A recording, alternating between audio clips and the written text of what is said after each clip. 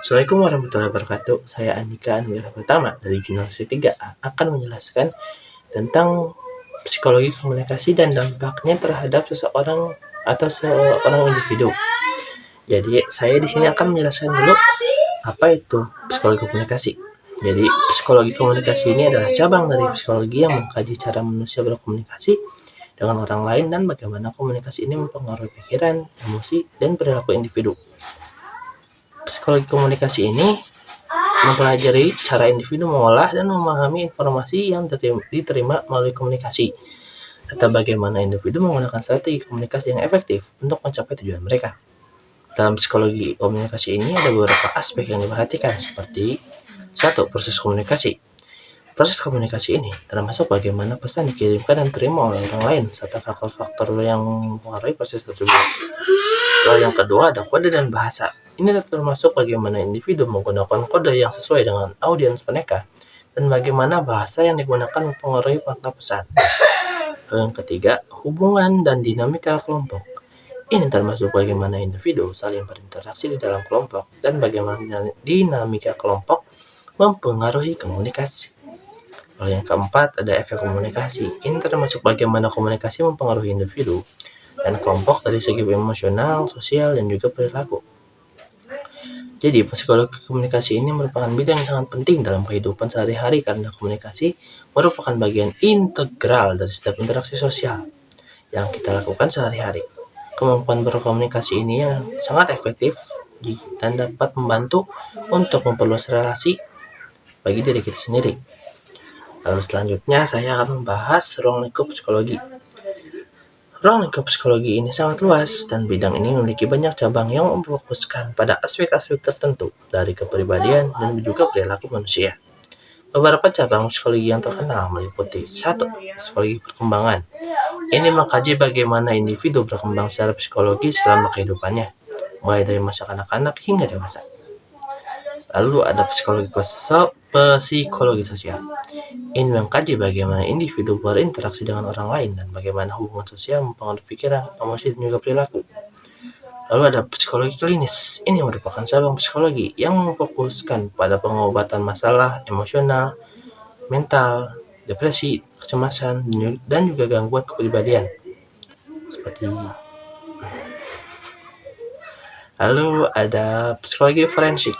Ini mengkaji bagaimana prinsip-prinsip psikologi dapat digunakan dalam sistem peradilan dan bagaimana tindakan manusia dapat mempengaruhi keputusan hukum.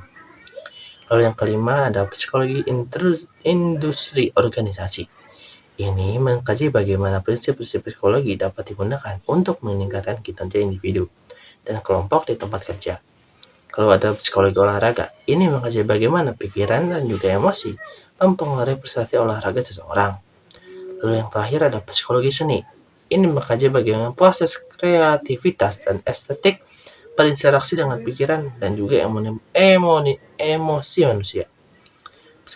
Psikologi merupakan bidang yang sangat penting dalam kehidupan sehari-hari karena membantu kita dalam memahami bagaimana manusia berpikir, merasa, dan juga bertindak. Ilmu ini juga dapat membantu kita menemukan solusi untuk masalah psikologis yang mungkin timbul dalam kehidupan kita sehari-hari. Lalu di sini saya akan mengambil suatu contoh kasus dari bagaimana sih si psikologi komunikasi ini mempengaruhi seseorang individu. Jadi saya akan mengambil suatu contoh dari podcast Om Botak atau yang bisa kita panggil Deddy Corbuzier. Beliau ini merupakan influencer YouTube yang suka membahas beragam-ragam bidang ataupun berbagai masalah-masalah politik, bahkan masalah-masalah yang ada di Indonesia. Dan jarang gitu kalau beliau ini membahas hal-hal bodoh yang bisa beliau bilang gitu. Nah, jadi di satu podcast ini beliau mengundang narasumber yang mungkin bisa saya bilang banci ya. Mungkin. Jadi mereka ini awalnya membahas tentang keperawanan wanita. Yang lama-kelamaan jika saya perhatikan mereka ini malah merunjuk kepada suatu influencer TikTok yang berinisial M atau bisa kita panggil Maiden lah.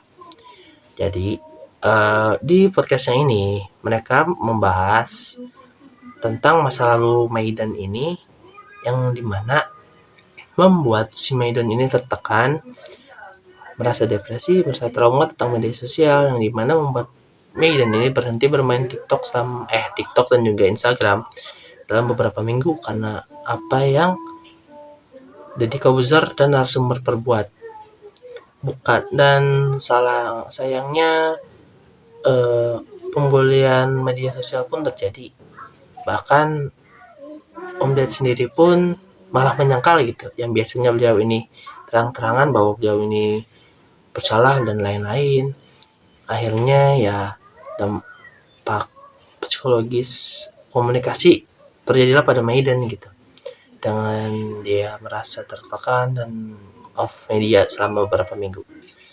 Mungkin itu saja yang bisa saya sampaikan. Mohon maaf jika dalam membawa materi ini agak tidak sesuai dengan ekspektasi.